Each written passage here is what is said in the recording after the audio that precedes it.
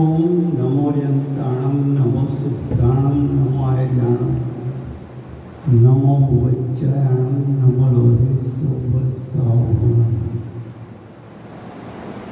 मंगलं भगवान् वीरो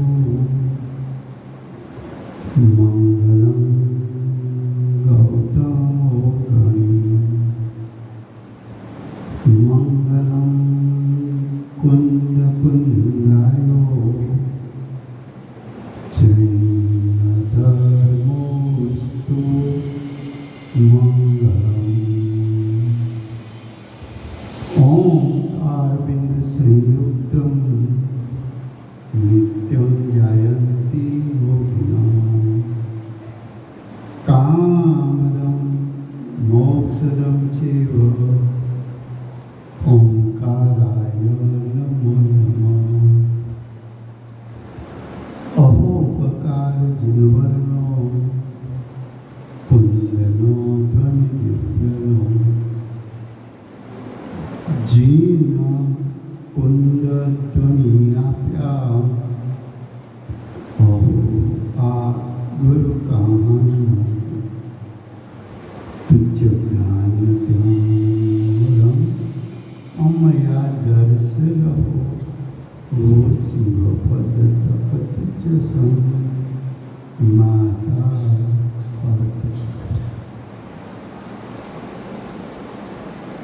ये जो अभी प्रश्न हुआ ना, उसके बारे में एक प्रश्न आपको पूछता हूँ, बाद में जवाब देना, स्वाध्याय सब पूरा हो जाए उसके बाद। तत्व कितना है? 7। पदार्थ कितना है? 9। भगवत कुलकुंदाचार्य देव ने समय सार में 7 तत्व 9 पदार्थ का स्वरूप बताया, और वही भगवत कुलकुंदाचार्य देव उसके पट शिष्य उमा स्वामी ने मोक्ष शास्त्र में, तत्वार सूत्र में उसने भी 7 तत्व 9 पदार्थ बताए, लेकिन दोनों ने बताने में क्रम बदल दिया। समय सार का क्रम क्या रहा? जीव अजीव, पुण्य पाप, आश्रम के बाद संवर निद्रा, बंध के बाद मोक्ष। लेकिन उसके ही पट शिष्य ने तत्वार सूत्र की रचना की, तो उसने क्रम दिया जीव अजीव, पुण्य पाप, आश्रम के बाद बंध, संवर निद्रा के बाद मोक्ष। तो दोनों ने क्रम भिन्न भिन्न दिया, उसका कारण क्या है? सोच के कहना। हाँ, बाद में नहीं तो मैं आंसर करूँगा। अब हमारा विषय चलता है मोक्ष मार्ग प्रकाशक। उसमें विषय चलता है 7वां अधिकार। 7वें अधिकार का विषय है सम्यक सन्मुख विद्या दृष्टि का स्वरूप।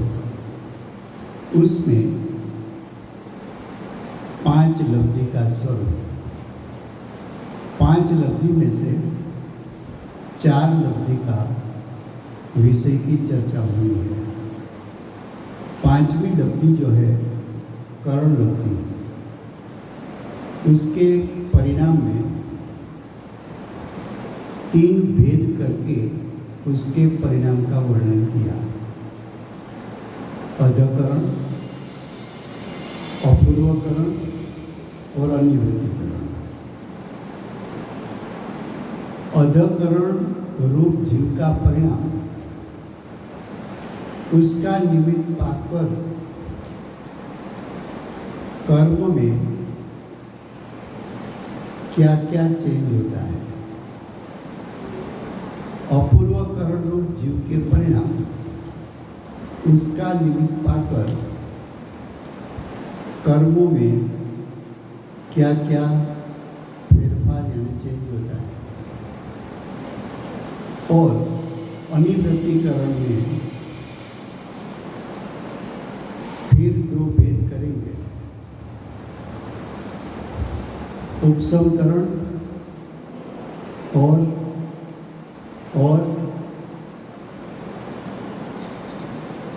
तो कि उपसमकरण के बाद जो संगत दर्शन होगा तो वहाँ जीव के परिणाम के सामने कर्म में क्या अंतर है।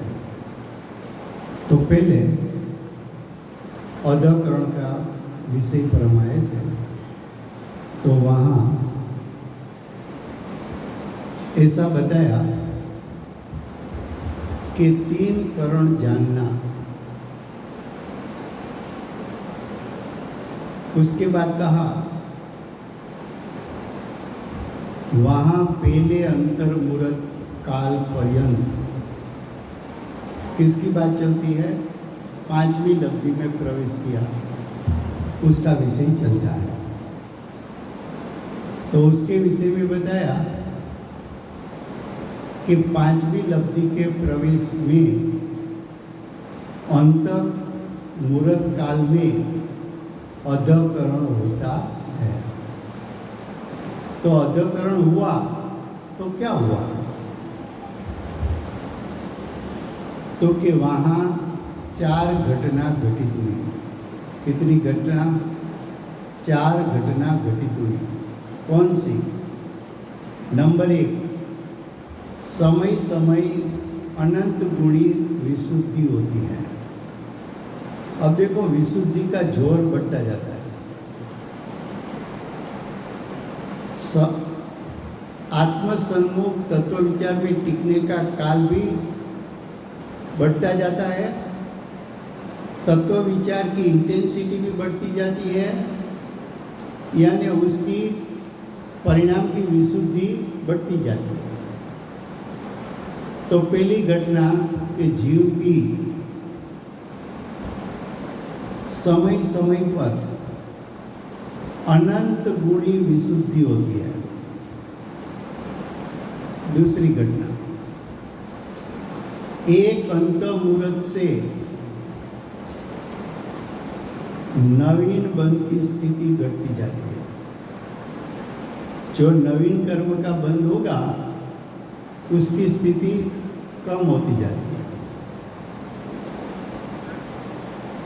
और तीसरी घटना, स्थिति बंध उपसरण, जिसको सिंपल भाषा में स्थिति बंध कांड कहने में आता है। शब्द 2 होता है, स्थिति, दूसरा अनुभाग। यहाँ स्थिति की बात है। यहाँ किसकी बात है? स्थिति। स्थिति और अनुभाग दोनों का बंध होता है कसाई के कारण, होता है कसाई के कारण। अगर कसाई के कारण स्थिति और अनुभाग का बंध होता है तो उसका अर्थ ये कि वितरागता के कारण उसका स्थिति अनुभाग कम होना चाहिए। न्याय युक्त है। तो अब देखो, स्थिति बंध उपसरण किसको कहते हैं? तो कि जिसकी स्थिति फटाफट एक साथ घटती जाए उसको स्थिति बंध कांड कहते हैं, या तो स्थिति बंध उपसरण कहते हैं।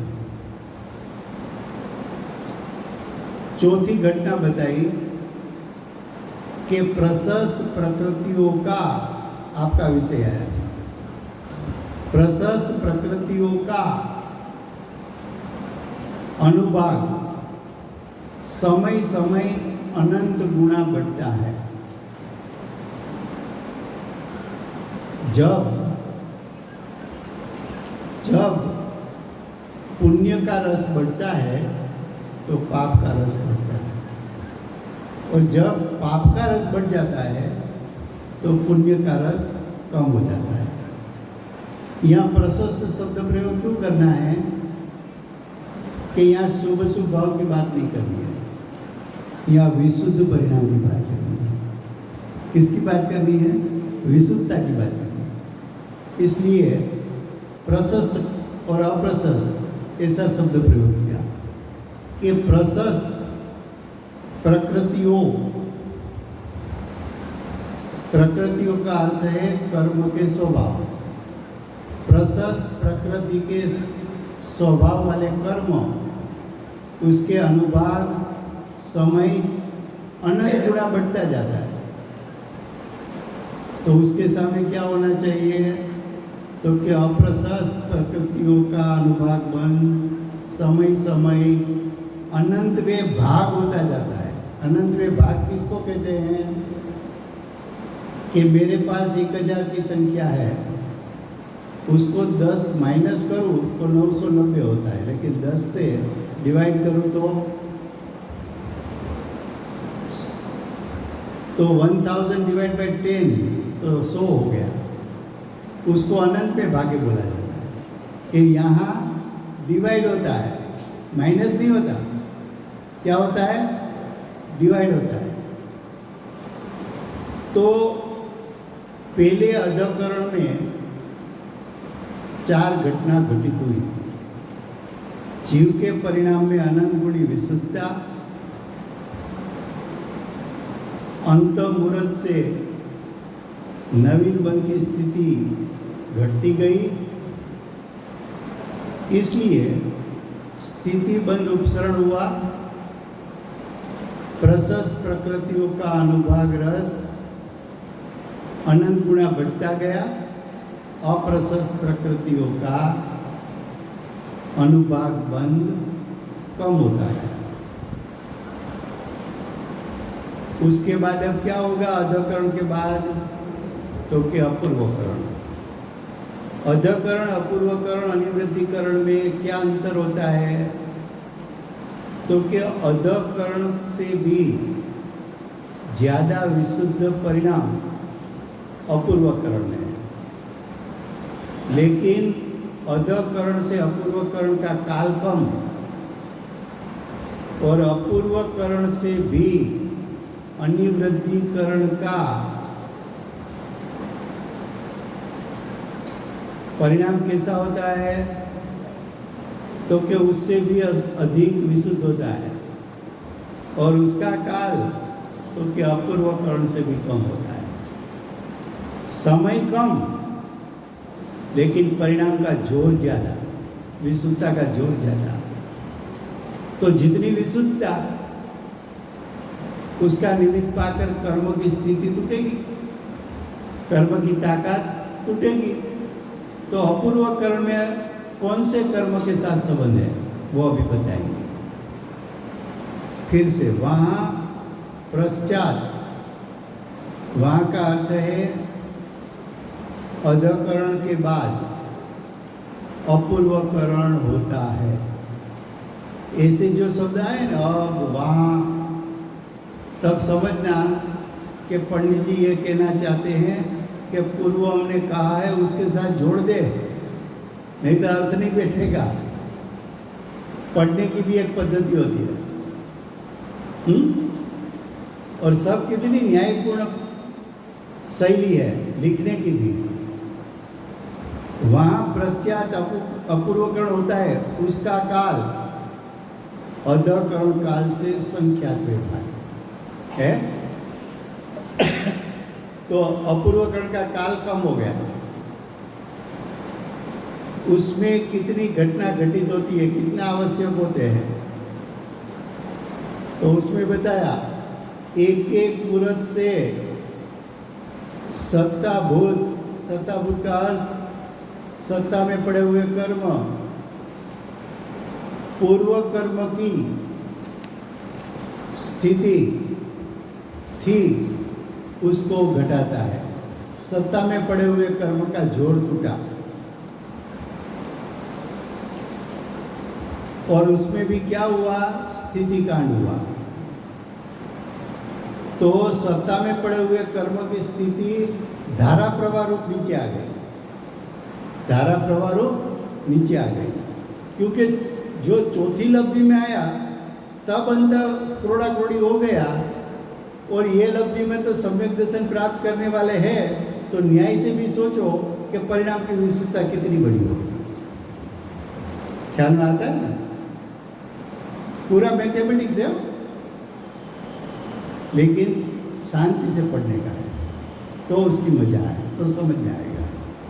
अब आगे उसका घटता है 100 स्थितिकरण कांड घात होता है, तथा उससे छोटे एक एक अंतर्मुहूर्त में पूर्व कर्म के अनुभाग को भी घटाता है।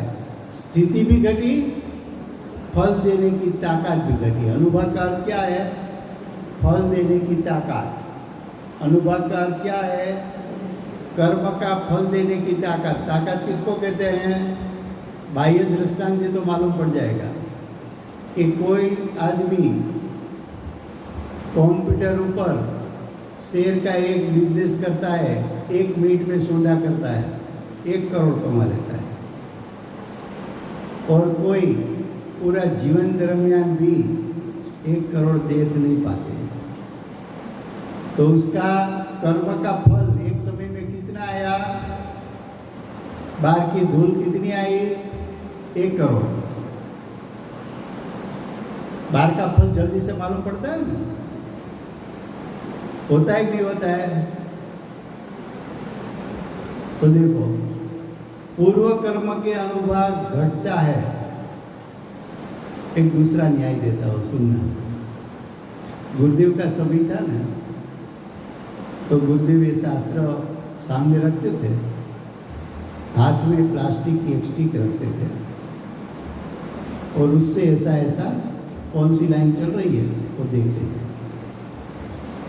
तो वो लकड़ी रखना का प्रयोजन ये था कि गर्मी के दिनों में शरीर में पसीना हो तो शास्त्र की असाधना न हो। लेकिन ऐसी एक बात चल गई कि कांजी स्वामी लकड़ी घुमाते हैं तो पैसा आता है। तो ऐसा होने लगा कि गुरुदेव की लकड़ी की चोरी होना शुरू हो गया। तो क्या वास्तव में मुमुक्षुओं के पास पैसा क्यों आया? जो कोई बोले ना कि मैं करोड़पति हूँ, अबजपति हूँ, गुरुदेव का शिष्य, ये सब प्रताप भी गुरुदेव का ही है। कैसे? कैसे? कि तूने सच्चे देवशास्त्र गुरु की आराधना की तो उसका पुण्य भी इतना हुआ कि बाहर का तुझे सब अनुकूल अनुकूल अनुकूल होने लगा। लेकिन ये सुनकर गुरुदेव को पुण्य उपार्जन के लिए निमित्त मत बनाना।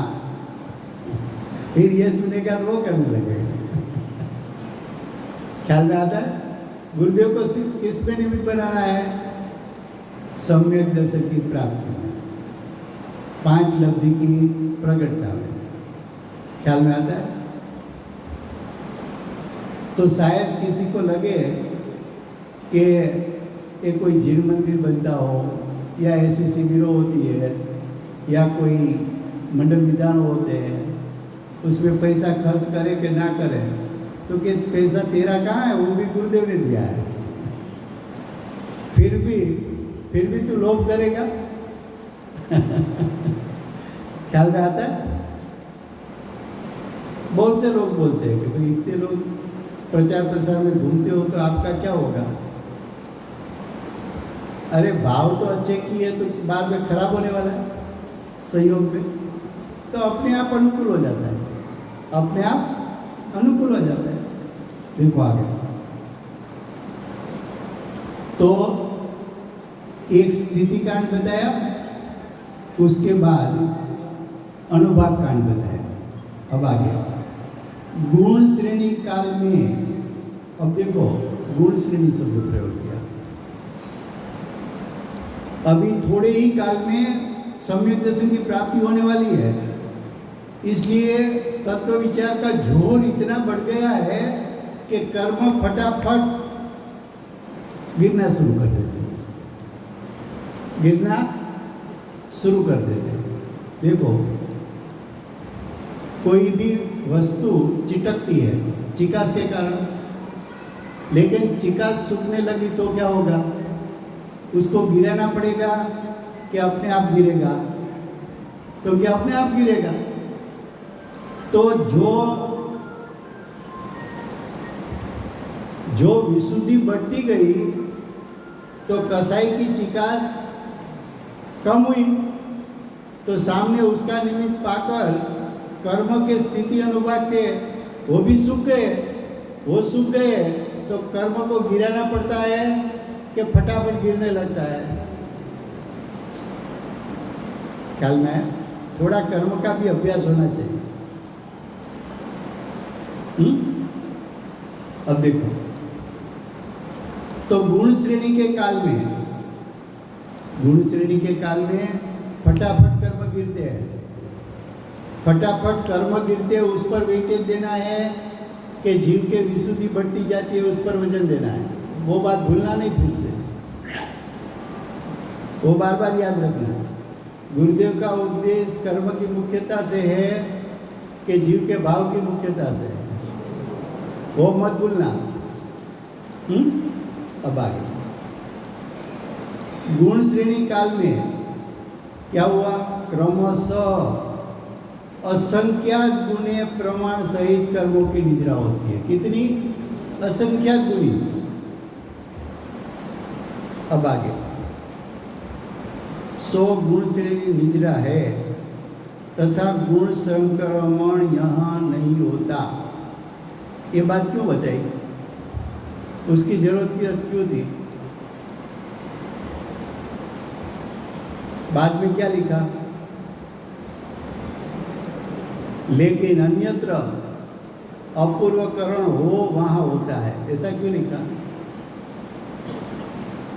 तो कि अपूर्वकरण शब्द 2 स्थान पर उपयोग होता है।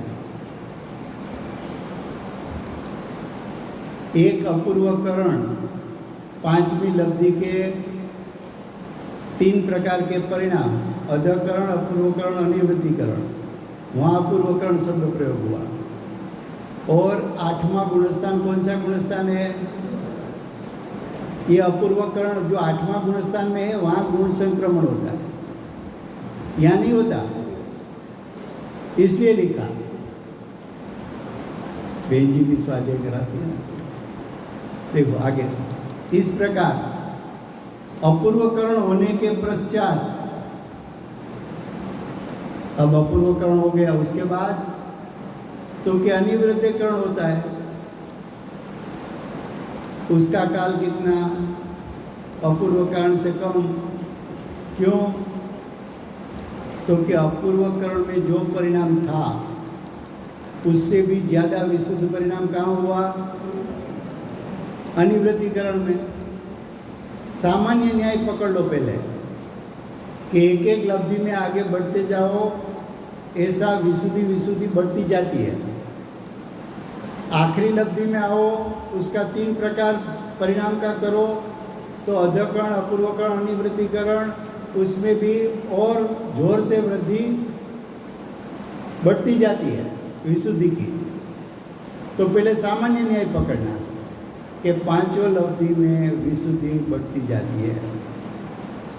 पहली से दूसरी में अनेक गणी, दूसरी से तीसरी में, तीसरी से चौथे में, चौथे से 5वें में प्रवेश किया, तब 5वें में फिर भेद करो, अधकरण में, अपूर्वकरण में, अनिवृत्तिकरण में। न्याय से समझोगे ना, याद रहेगा और कोई शंका नहीं रहेगी। अब आगे देखो, इस प्रकार अपूर्वकरण होने के पश्चात अनिवृत्तिकरण होता है। उसका काल अपूर्वकरण से भी संख्यात विभाग है, वहाँ भी डिवाइड किया।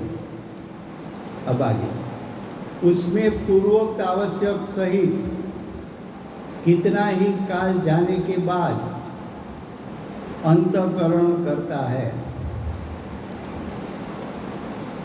जो अनिवृत्तिकरण के काल जो अंतःकरण करता है, ऐसा बोला मैं। वहाँ दो विभाग करेंगे, एक अंतःकरण और एक उपसमकरण। तो जो अंतःकरण किसको का है? तो कि अंतःकरण का अर्थ है कि अंतःकरण जब होता है तब क्या होता है, तो कि अनिवृत्ति के कारण के काल पश्चात उदय आने योग्य ऐसे मिथ्यात्व कर्म को मूर्त मात्र निषेक उनका अभाव करता है। उसका अर्थ क्या कि अंतःकरण ने क्या किया कि अंतःकरण रूप परिणाम के कारण जिस समय पर जीव को सम्यक दर्शन होने वाला था, उस समय पर मिथ्यात्व कर्म का जो उदय होने वाला था, उसको इस स्थान पर से हटाकर दूर कर दिया, अंतःमुहूर्त। अब वहाँ मिथ्यात्व कर्म का उदय नहीं रहा और जीव तो विशुद्ध परिणाम में मग्न है, स्वभाव का महिमा करता करता दौड़ता आता है।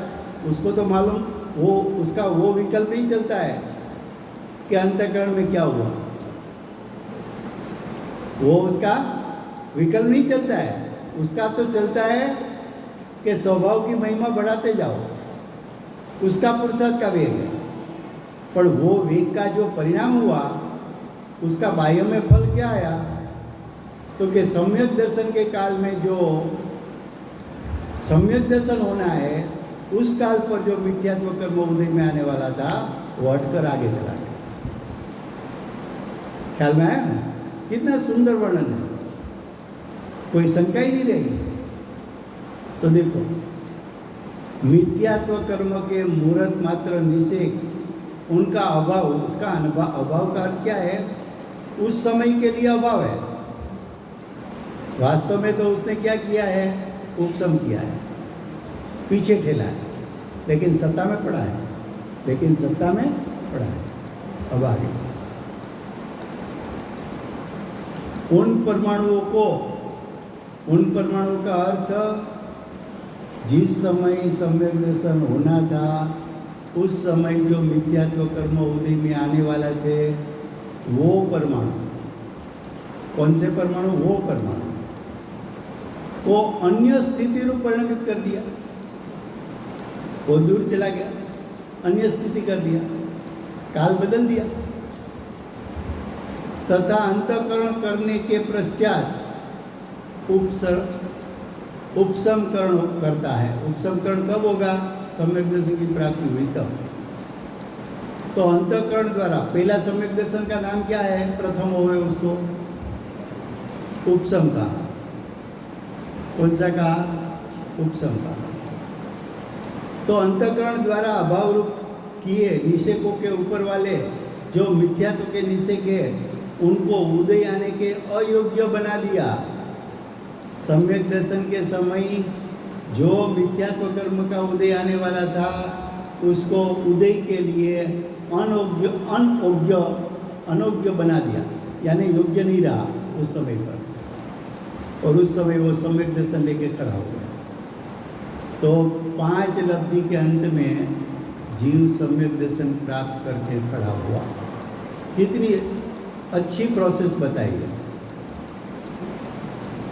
अब आगे इत्यादि क्रिया के द्वारा अनिवृत्तिकरण के अंत समय के अनंतर जिन देशों का अभाव किया था, उनके काल आए, तब निषेकों के बिना यानी मिथ्यात्व कर्म के बिना, यानी मिथ्यात्व कर्म के उदय के बिना किसका आएगा? यानी किसी का नहीं आएगा। इसलिए मिथ्यात्व का उदय न होने से प्रथम उपसम सम्यक्त्व की प्राप्ति होती है। तो अनादि मिथ्या दृष्टि को सम्यक्त्व मोहनीय और मिश्र मोहनीय की सत्ता नहीं है, इसलिए वह एक मिथ्यात्व कर्म का ही उपसम करके उपसम सम्यक दृष्टि होता है। ऐसा क्यों बताया? कि मिथ्या दृष्टि जीव को सम्यक तो मौनी और मिश्र मौनी का उदय नहीं है। तो कि इसलिए बताया कि प्रथम बार सम्यक दर्शन होता है तब दर्शन मौनी का 3 टुकड़ा होता है, उसके पहले 3 टुकड़ा नहीं होता। 3 टुकड़ा ही नहीं हुआ है तो सत्ता में मिश्र मौनी और सम्यक प्रकृति सत्ता में है ही नहीं। वो एक दड़ है दर्शन मौनी का, लेकिन सम्यक दर्शन प्राप्त किया 3 टुकड़ा हो गया, अब सत्ता में आएगा, उसके पहले नहीं आएगा। तो कोई जीव सम्यक तो पाकर फिर भ्रष्ट होता है, उसकी दशा भी अनादि मिथ्या दृष्टि जैसी हो जाती है। अब ध्यान से सुनना, बोला कि भ्रष्ट हुआ, तो आपको नेगेटिव बात स्वीकार करना है या पॉजिटिव बात? तो क्या उसमें से पॉजिटिव बात निकालो पहले। कौन सी? कि प्रथम सम्यक दर्शन हुआ वो अवश्य गिरता तो है, लेकिन गिरता है उस पर वेटेज है, तो क्या उस पर वेटेज मत दो। वेटेज किस पर दो कि एक बार अतीन्द्रिय ज्ञान और अतीन्द्रिय सुख का वेदन कर लिया, आत्मा का असल स्वभाव का स्वाद चख लिया। ये एक बार स्वाद आ गया तो बाद में फिर कहाँ जाएगा? वहीं अंदर जाएगा कि दूसरे स्थान पे? ख्याल में है? दूसरा स्टेप, एक बार सम्यक दर्शन प्राप्ति की कला सीख ली नहीं सीख ली तो दूसरी बार प्रकट करने में समय लगेगा नहीं। तीसरी बात, दर्शन मोहनी का टुकड़ा 3 कर दिया तो दर्शन मोहनी की ताकत तोड़ दी कि नहीं? दुश्मन को ताकत विना कर दिया कि नहीं? तो तीनों बात पॉजिटिव है कि नहीं? अच्छा, चौथी बात, एक बार सम्यक दर्शन प्राप्त किया, कभी वो तिर्यक नरक में जन्म लेगा नहीं लेगा, कभी मनुष्य में नपुंसक के स्त्री देह मिलेगा नहीं मिलेगा। सम्यक दर्शन प्राप्त होने के बाद उसका आप अनंत भव हो सकता है नहीं हो सकता। सामान्य रूप से 15 भव से ज़्यादा नहीं होता। अर्धपुद्गल परावर्तन वो अपवाद है।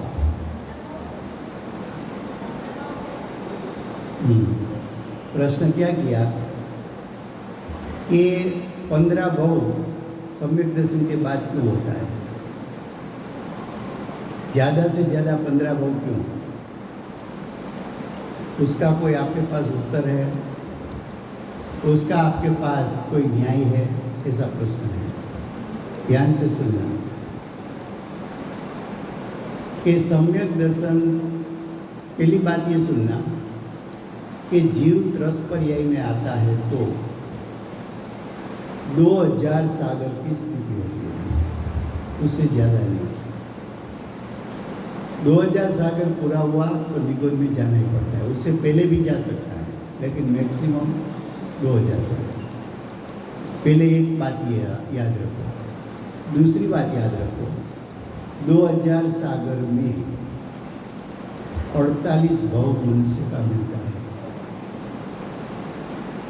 16 भव नपुंसक का, 16 स्त्री का, 16 पुरुष का। जो 16 भव मिलते हैं उसमें भी नपुंसक में 8 पर्याप्त, 8 अपर्याप्त। स्त्री में भी 8 पर्याप्त, 8 अपर्याप्त। मनुष्य में भी 8 पर्याप्त, 8 अपर्याप्त। इतनी बात सुनने के बाद सम्यक दर्शन हुआ वो जीव नरक में जाएगा नहीं, तिर्यक में जाएगा नहीं। 2 गति बंद हो गई, 2 गति रही। 2 गति में भी मनुष्य में स्त्री पर्याय नहीं लेगा, नपुंसक पर्याय नहीं लेगा, तो वो भी बंद हो गया। पुरुष देह में भी अपर्याप्त नहीं होगा, तो पर्याप्त का कितना बहु रहा? 8। और सम्यक दर्शन प्राप्त हुआ बाद में निगोद में तो जा नहीं सकता, तो वो तो तिर्यन गति है। अभी 8 बहु मनुष्य का रहा, तो ज्यादा से ज्यादा प्रथम बहु में ही समझ लो सम्यक दर्शन हुआ, तो ज्यादा से ज्यादा 7 बार स्वर्ग में जा सकता है। और 8वां बहु फिर मनुष्य का आया, उसको अरिहंत सिद्ध पद प्रकट करना ही पड़ेगा। ख्याल में आता है? न्याय सब बात सिद्ध हुई है। इस श्रीमद जी ने बताया कि 15 बहु से ज्यादा नहीं होता। 6 डाला में भी बताया है कि सम्यक दर्शन प्राप्त होता है, उसके बाद कौन कौन से स्थान पर उसका जन्म नहीं होता। लेकिन ये बात सिद्ध करने के लिए बहुत से शास्त्रों की बात इकट्ठा करके उसको डिराइव करना पड़ता है। ये 15 बहु का नियम कैसे आया, वो ढूंढना पड़ता है। कोई एक स्थान पे सब लिख दिया होता है, ऐसा नहीं होता। तो मालूम पड़ा कि उससे ज़्यादा बहु कर नहीं सकते। तो सम्यक दर्शन की महिमा कैसी है? तो कि एक बार अतीन्द्रिय ज्ञान अतीन्द्रिय सुख का वेदन किया, सम्यक दर्शन प्राप्ति की कला सीख गया, दर्शन मोनियों की ताकत तोड़ दी, 15 बहु के अंदर मोक्ष में जाएगा। तो ये बात लेना, सब गिर गया वो बात कहाँ लेना? वो तो एक बार कला सीख लिया तो फिर से बच्चा चलता है ना, गिरता है, फिर खड़ा हो जाता है। तो अभी तो साधक दशा में प्रवेश किया है, गिरेगा लेकिन फिर खड़ा हो जाएगा। तो ये विषय यहाँ पूर्ण करते हैं, हाँ, कि सम्यक दर्शन की प्राप्ति हो गई। अब एक दूसरा विषय है कर्म प्रकृति की बात करनी। वो